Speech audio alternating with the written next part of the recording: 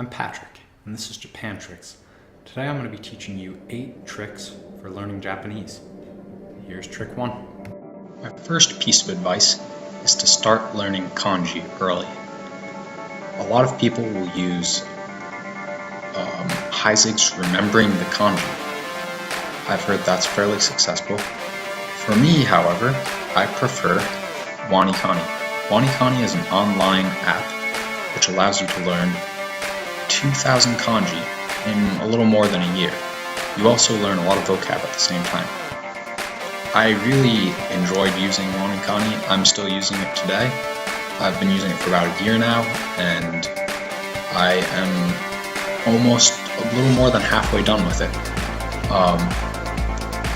I guess the 2 things that I would say that are really good about WaniKani are, first of all, it has levels. So it's broken up into 60 levels with kanji and vocabulary in each level.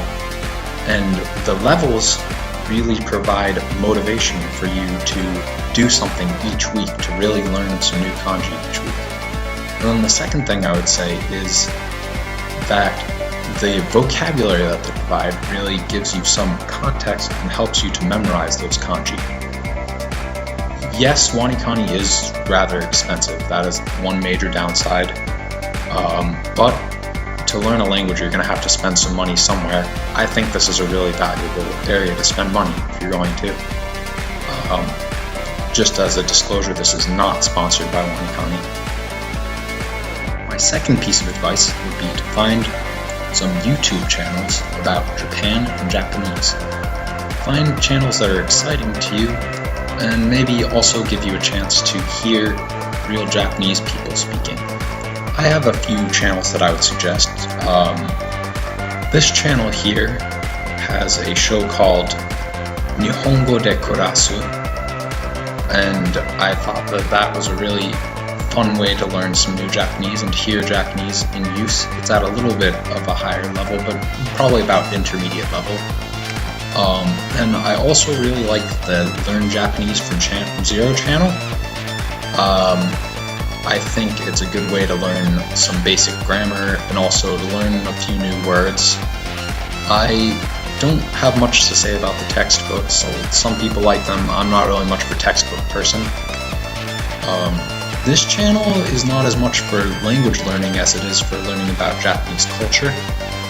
Abroad in Japan is there's a British man named Chris Broad, and he goes to different areas of Japan and talks about them, and it's a very interesting channel.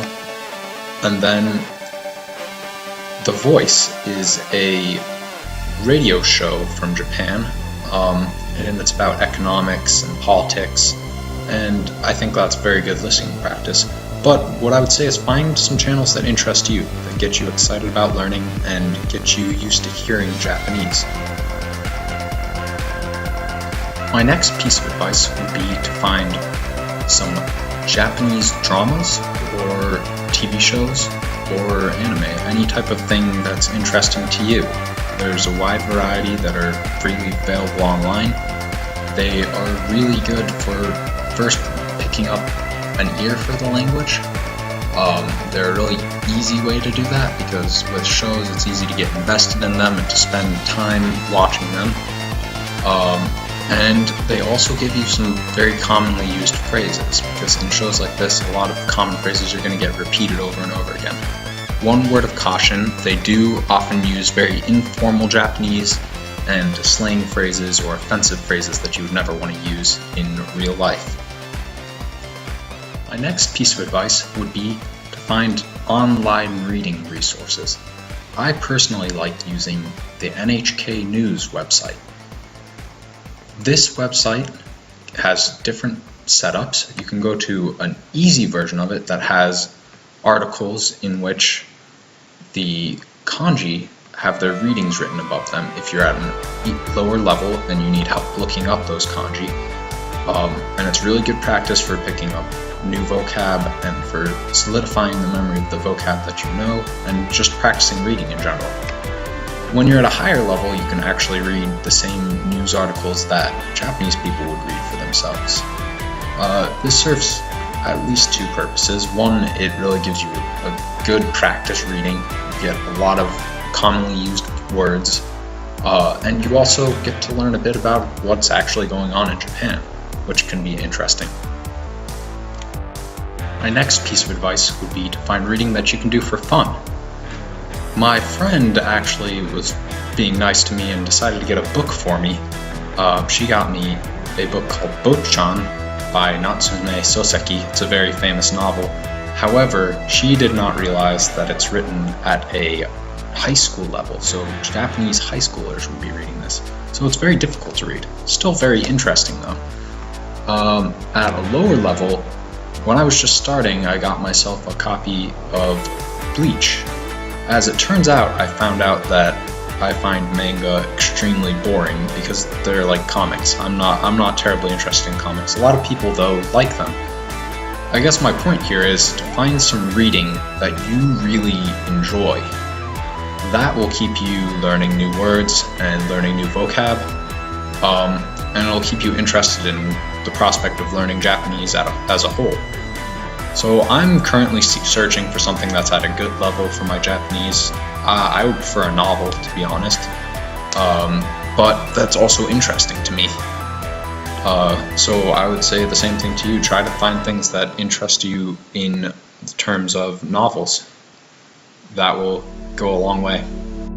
Okay, so now you have a basic vocabulary, and you have experience reading and writing, and you have some practice listening. But what next? Well, it's a language, so the next step would obviously be talking to native speakers and getting used to talking and hearing and talking back, having normal conversations. So one app that I've heard a lot of different YouTubers talk about is italki. It is an app that only works on iPhones and Androids and phones like that. As it turns out, I'm a bit in the Stone Age, so I have a flip phone still. So I can't use this app, but I've heard it's great. One downside is you do have to pay, but I've heard it's worth it. On the other hand, there's WeSpeak. It is a online thing that you can use on a computer, pretty similar to italki. You can chat and speak both in video and voice recording with native speakers, and it's a good place to practice actually talking and writing in Japanese.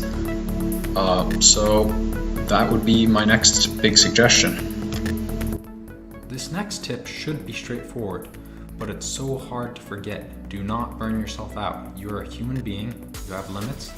Sometimes you're gonna have to take a break. Sometimes you're gonna fail to do the study that you plan to do. Don't overdo it and make sure it stays fun. If it's fun, you'll keep doing it. So that's actually a really important piece of advice. I've fallen off the train a few times myself. Just pull yourself back up and get started again. And then the final thing is to subscribe to my channel. The link is right here. Just click on that link and it will subscribe you to my channel. I am going to keep making videos, and I plan to make videos that will help you with learning Japanese and learning about Japanese culture, and I hope it'll be a fun channel. If you have any suggestions about the directions it could go, or different ideas about how I could change my videos, I'd be glad to hear them since I'm just starting here. I also would like to say that none of the companies or pages featured in this video sponsored me in any way. I put them up there because I believe that they're really good things. I'm going to put all the links in the description so that you can find those websites and use them if you choose to. Thanks for watching and have a great day.